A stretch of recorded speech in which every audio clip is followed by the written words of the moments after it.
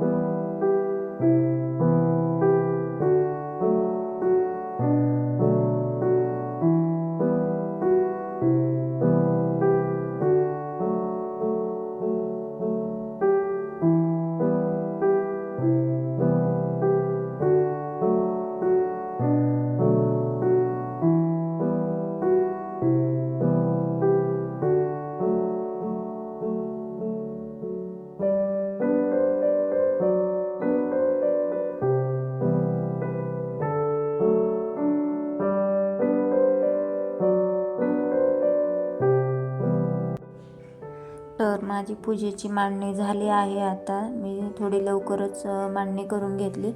थोडा वेळ आहे, तर त्यामध्ये मी नैवेद्यासाठी मसाला दूध बनवत आहे.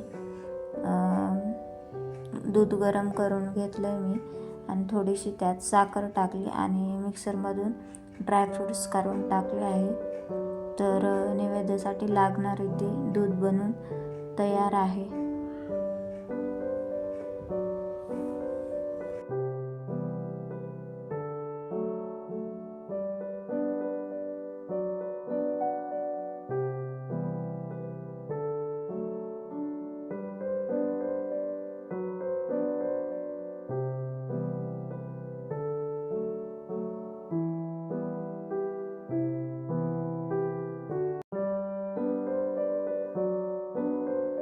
तर तुम्हाला माझी पूजा कशी वाटली नक्की कमेंट करून सांगा.